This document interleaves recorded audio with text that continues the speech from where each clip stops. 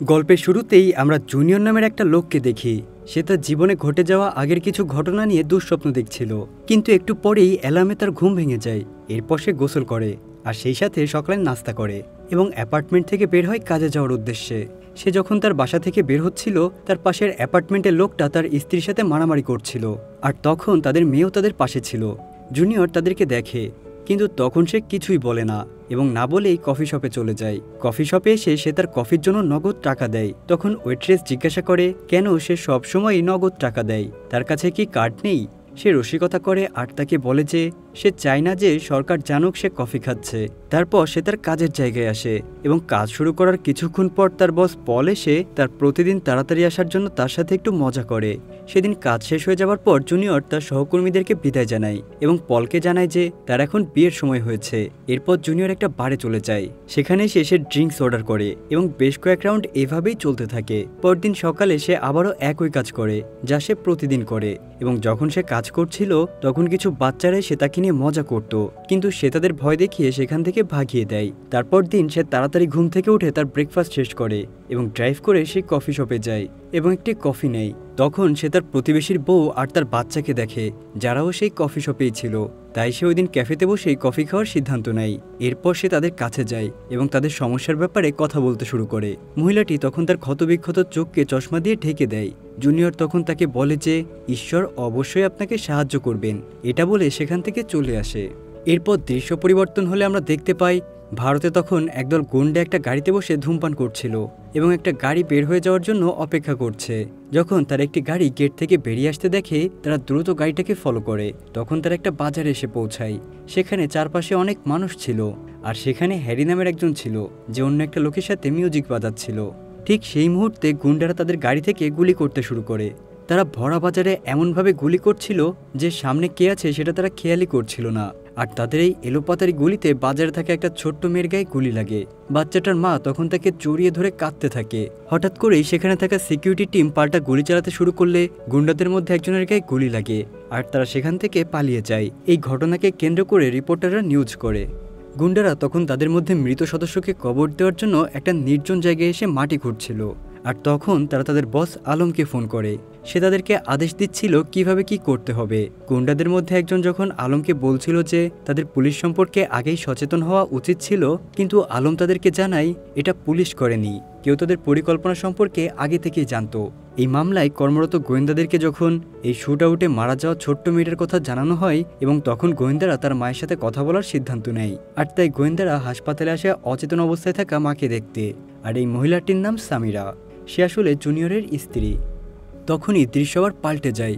আমরা তখন একটি বেআইনি আন্ডারগ্রাউন্ড বক্সিং টুর্নামেন্ট দেখি, যেখানে জুনিয়র অংশ নিচ্ছে। সে তার জ্যাকেট খুলে ফেলে এবং তার প্রতিপক্ষের সাথে লড়াই করতে শুরু করে এবং কয়েক মুহূর্তের মধ্যেই তাকে হারিয়ে যায়। যখন আমরা লড়াইয়ের দৃশ্যটি দেখছি, একই সাথে আমরা দেখি একজন লোক গোয়েন্দাদেরকে বলে যে জুনিয়র কতটা বিপজ্জনক। সে তাদেরকে বলেছিল যে জুনিয়র আসলে একজন ছদ্মবেশী এজেন্ট ছিল এবং এখন সে একজন অপরাধী। সে ক্রিমিনালদের বিষয়ে অনেক বেশি নিষ্ঠুর ছিল, আর তাই সেখানে থাকা সবাই চিন্তা করতে থাকে। জুনিয়র যখন তার মেয়ের মৃত্যুর বিষয়ে জানতে পারবে, তখন যে সে কি করবে এটা নিয়ে গোয়েন্দারা বেশ চিন্তিত ছিল। তাই তারা যখন জানতে পারে জুনিয়র এখন আর্মেনিয়াতে আছে, তাই তারা সেখানকার পুলিশদেরকে জুনিয়রের বিষয়টা জানায়। এদিকে জুনিয়র তার বাড়িতে এসে তার কম্পিউটার খুলে খবরটি পরীক্ষা করে এবং বুঝতে পারে যে খবরটি আসলে সত্যি। এই সময়ে আর্মেনিয়া পুলিশ জুনিয়রের অ্যাপার্টমেন্টে চলে আসে, কিন্তু তাদেরকে ফাঁকি দিয়ে জুনিয়র আগে একটা দূতাবাসের উদ্দেশ্যে রওনা দেয়।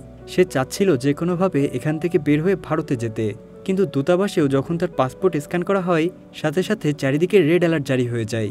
জুনিয়র তাদেরকে বলে আমাকে ভারতে নিয়ে যাওয়া হোক, কিন্তু কেউ তার কথা শুনছিল না। এই সময়ে ভারতে একজন সহকারী কর্মকর্তা বাজারে হামলার বিষয়ে একটি বক্তৃতা দিয়েছেন যে তিনি প্রতিশ্রুতি দিয়েছিলেন অপরাধীদেরকে চিহ্নিত করা হবে। তখন একজন সাংবাদিক আর্মেনিয়াতে জুনিয়রের পরিস্থিতি সম্পর্কে জিজ্ঞাসা করে বসে। তার দেখা দেখি অন্যান্য সাংবাদিকরা জুনিয়র সম্পর্কে জিজ্ঞাসা করতে শুরু করে, কিন্তু লোকটি এ বিষয়ে কোনো উত্তর দিতে চায় না। সে শুধুমাত্র জানায় জুনিয়রকে এখন ইন্ডিয়ায় আনা হয়েছে আর তাকে ইন্টারোগেশন করা হচ্ছে। এদিকে তখন জুনিয়রকে দড়ি দিয়ে ঝুলিয়ে টর্চার সেলে ক্রমাগত লোহার রড দিয়ে আঘাত করা হচ্ছিল, কিন্তু এই অবস্থাতেও সে শুধু তার স্ত্রীর সাথে তার প্রথম দেখা, এরপর তাকে প্রপোজ করা এবং বিয়ের জন্য রাজি করানোর মুহূর্তগুলো ভাবছিল। আসলে তার স্ত্রীর সাথে বিয়ে ঠিক হওয়ার পরে জুনিয়র তার চাকরি ছাড়ার কথা ভেবেছিল এবং সে পদত্যাগপত্র নিয়ে যখন তার বসের কাছে নিয়ে যায় তখন তার বস তাকে একটা শেষ কাজ করতে বলে, আর সে এটাও কথা দেয় যে এই মিশনে কোনো অস্ত্র জড়িত থাকবে না। জুনিয়র তার বসের প্রস্তাবে রাজি হয়, কিন্তু তার বস অন্য একজনকে জানায় যে জুনিয়র পদত্যাগ করতে যাচ্ছে এবং লোকটি তাকে বলে যে জুনিয়রের কাছে তাদের এজেন্সি সম্পর্কে অনেক তথ্য রয়েছে, তাই তাকে মেরে ফেলা উচিত, কারণ সে চাকরি ছেড়ে দেওয়ার পর আমাদের জন্য বিপদের কারণ হয়ে দাঁড়াতে পারে। জুনিয়র তার শেষ কাজের জন্য দুই বয়স্ক দম্পতির সাথে দেখা করতে গিয়েছিল।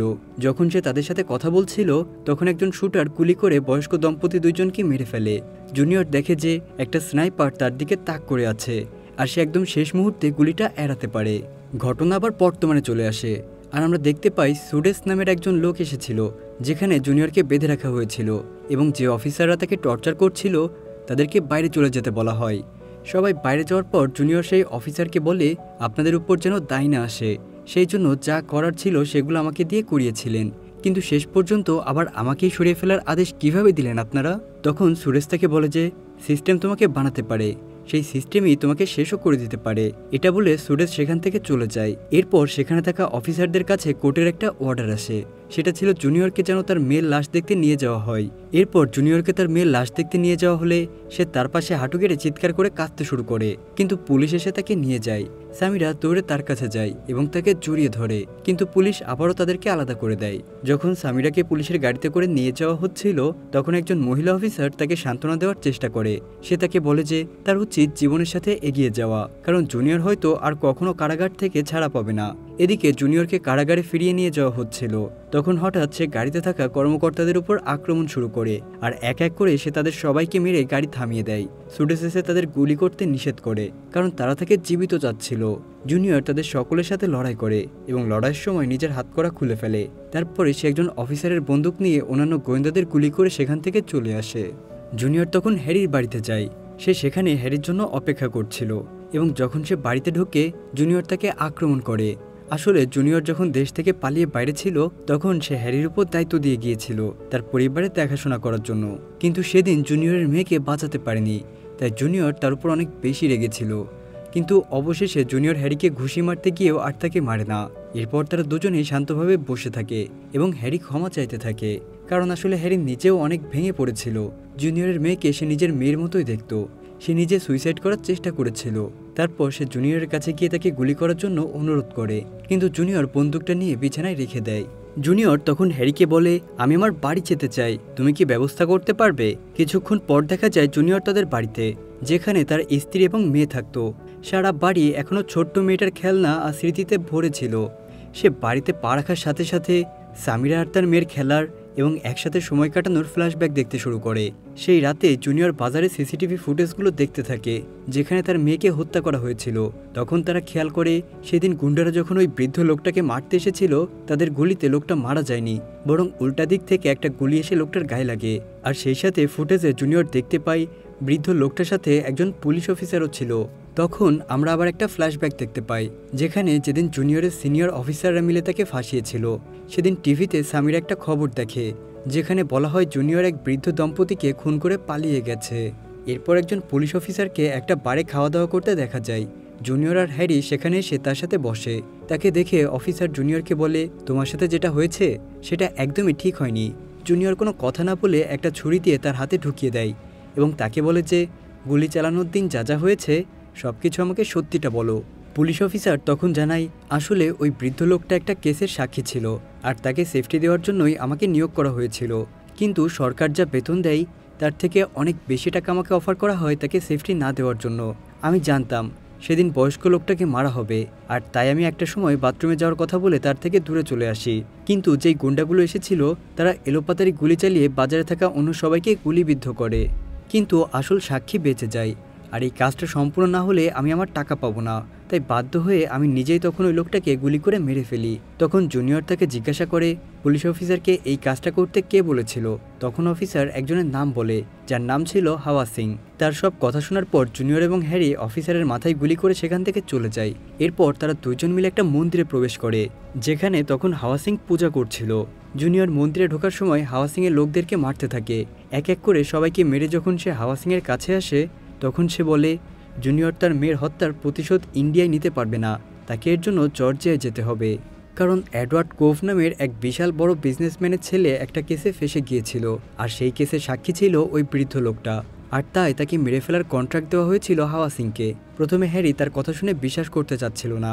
সে ভাবছিল হাওয়া সিং নিজেকে বাঁচাতে হয়তো মিথ্যা কথা বলছে, কিন্তু হাওয়া সিং তখন তাদেরকে প্রমাণ করার জন্য এডওয়ার্ডের ছেলেকে ফোন দেয়। তখন ফোনের মধ্যে এডওয়ার্ডের ছেলে বলে জুনিয়রের মেয়ে মারা গেছে তো কি হয়েছে, তার বউ তো বেঁচে আছে, তাকে বলো আরেকটা বাচ্চা জন্ম দিতে। এটা শুনে জুনিয়র সাথে সাথে হাওয়া সিংকেও গুলি করে দেয়। এরপর সেখান থেকে ফিরে জুনিয়র তার স্ত্রী সামিরের সাথে দেখা করে এবং তারা একে অপরকে জড়িয়ে ধরে। নিজের মেয়ের মৃত্যু শোক কাটানোর জন্য তারা দুজনে এখনও একসাথে হতে পারেনি। সামিরা জুনিয়রকে বলে সে যেন তাদের মেয়ের মৃত্যুর বদলা নিয়েই তবে ফেরে, আর জুনিয়রের পর জর্জিয়া যাত্রা শুরু করে। জুনিয়র জর্জিয়াতে তার এক ভাইয়ের বাড়িতে যায় এবং তার ভাইকে এডওয়ার্ডের ব্যাপারে সব কিছুই খুলে বলে। তার ভাই নামটা শুনেই চিনতে পেরেছিল এবং তাকে বলেছিল এডওয়ার্ড এই শহরে একজন বিপজ্জনক অপরাধী, সে কাউকে মারার আগে কোনো কিছুই চিন্তা করে না, এমনকি একবার সেই শহরের এমপিকেও হত্যা করেছে, কিন্তু তারপরেও তার কোনো বিচার হয়নি। আর এ থেকে চিন্তা করা যায় সে কতটা ক্ষমতাবান। এখানে তার বিরুদ্ধে গিয়ে কোনো কিছুই করা এক প্রকার অসম্ভব একটা বিষয়। এরপর জুনিয়র আর তার ভাই মিলে প্ল্যান করতে থাকে কিভাবে তারা এডওয়ার্ডের কাছে পৌঁছাতে পারে। অন্যদিকে তখন ইন্ডিয়ায় সুডেস জুনিয়রের বাবাকে ধরে এনে ইন্টারোগেশন করছিল। তারা জিজ্ঞাসা করছিল জুনিয়রকে কিভাবে থামানো যায়, কিন্তু তার বাবা বলে তাকে থামানোর কোনো উপায় নেই। এদিকে জুনিয়র এডওয়ার্ডের ভাইয়ের বাড়িতে আসে। সে বাইরে সমস্ত রক্ষীকে হত্যা করে, তারপর সে এডওয়ার্ডের ভাইকেও ডুবিয়ে মেরে ফেলে। এডওয়ার্ড তার ভাইয়ের দেহ দেখে অনেক রেগে যায় এবং সমস্ত পুলিশ অফিসারকে এই কেস থেকে দূরে থাকতে বলে। তারপর তার লোকেরা তাকে ভিডিও ফুটেজ দেখায় যে জুনিয়রই ছিল তার ভাইয়ের হত্যার পেছনে, এবং তাকে একটি ক্লাবের ফুটেজ দেখায় যেখানে জুনিয়র তার ভাইকে ফলো আপ করছিল। এডওয়ার্ড তার লোকদেরকে আদেশ দেয় জুনিয়রের সাথে যারা আছে তাদেরকে কিডন্যাপ করার জন্য। এডওয়ার্ডের লোকেরা জুনিয়রের ভাগ্নিকে কিডন্যাপ করে এবং তাকে এডওয়ার্ডের কাছে নিয়ে আসা হয়। এডওয়ার্ড তখন জুনিয়রকে ভয় দেখায় যে সে তার ভাগ্নিকে মেরে ফেলবে, আর অন্যান্য ধরনের কথা বলে তাকে ভয় দেখানোর চেষ্টা করে, কিন্তু জুনিয়র তখনও বেশ শান্ত ছিল। এরপর সে একটি রেকর্ডিং দেখায়, সেখানে দেখা যাচ্ছিল জুনিয়র অনেক আগেই এডওয়ার্ডের ছেলেকে কিডন্যাপ করে একটা বেসমেন্টে রেখেছে। আর এটা দেখার পর এই এডওয়ার্ডের এখন আর কোনো কিছুই করার ছিল না, কারণ তার নিজের ছেলের জীবনের ঝুঁকি ছিল। তাই এডওয়ার্ড বাধ্য হয়ে জুনিয়র আর তার ভাগ্নিকে যেতে দেয়। জুনিয়র তখন একটা গাড়ি নিয়ে তার ভাগ্নিকে সাথে নিয়ে একটা পুরাতন গ্যারেজে আসে এবং সারাকে গাড়িতে রেখে সে দ্রুত তার অস্ত্রগুলো রেডি করে। আর ততক্ষণে এডওয়ার্ডের লোকেরাও তাদের অনুসরণ করে গ্যারেজে পৌঁছে গেছে। জুনিয়র তার লোকদের মুখোমুখি হতে প্রস্তুত ছিল। এডওয়ার্ডের লোকেরা পরিত্যক্ত বিল্ডিংয়ের কাছে পৌঁছানোর সাথে সাথেই জুনিয়রের আগে থেকে সেট করা বিভিন্ন ফাঁদে আক্রান্ত হয় এবং আক্রমণ শুরু করে। তাদের বেশিরভাগকে জুনিয়র এক এক করে মারতে থাকে, কিন্তু এর মধ্যেই তারা সেই গাড়িটিকে খুঁজে পায় যেটাতে সারা ছিল। এডওয়ার্ডের লোকেরা সারাকে গাড়ি থেকে বের করে নিতে চাইলে সেখানে জুনিয়র উপস্থিত হয়, আর তাদের মধ্যে অনেক লড়াইয়ের পরে জুনিয়র তাদের সবাইকে মেরে ফেলে এবং ততক্ষণে সেখানে পুলিশের একটা টিম চলে আসে। কিন্তু তখন এডওয়ার্ডের আরও কিছু লোক বেঁচে ছিল, তাই জুনিয়র সারার সাথে দৌড়ে যায় এবং জুনিয়র তার কাজ শেষ করতে যাওয়ার আগে সারাকে উপরের তলায় লুকিয়ে রাখে এবং সে এডওয়ার্ডের বাকি লোকদের উপর গুলি চালাতে শুরু করে। হঠাৎ করে তার কাঁধে গুলি লাগে এবং এডওয়ার্ড এসে তাকে জিজ্ঞাসা করে যে তার ছেলেকে জুনিয়র কোথায় রেখেছে এবং জুনিয়রকে মারতে শুরু করে। জুনিয়র তখন মাটিতে একটা লাইটার নিক্ষেপ করে আগুন ধরিয়ে দেয়, আর চারপাশে থাকা তেলের ট্যাঙ্কিগুলোতে বিস্ফোরণ হয়ে এডওয়ার্ডের লোকেরা আহত হয়ে চারপাশে ছড়িয়ে পড়ে। জুনিয়র তখন উঠে দাঁড়ায় আর একটা ড্রিল মেশিন হাতে নিয়ে সেটা সোজা এডওয়ার্ডের বুকে ঢুকিয়ে দেয়, আর এডওয়ার্ড সেখানেই মারা যায়।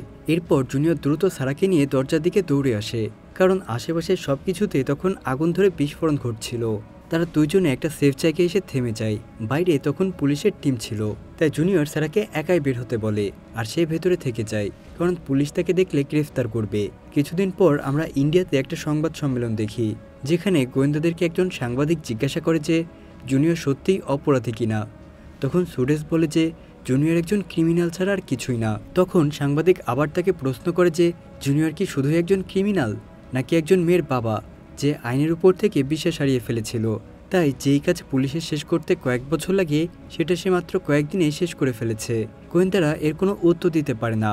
আমরা তখন জুনিয়রকে দেখি, সে একটা নৌকায় করে ভারতের মহাসাগরে ঢুকে গেছে, আর সে নৌকার পাশে দাঁড়িয়ে পানির দিকে তাকিয়ে আছে। আর ঠিক এমন একটা দৃশ্যের মাধ্যমেই এই গল্পটা এখানেই শেষ হয়ে যায়। আজকের গল্পটা কেমন ছিল সেটা কিন্তু অবশ্যই কমেন্ট করে জানাবেন।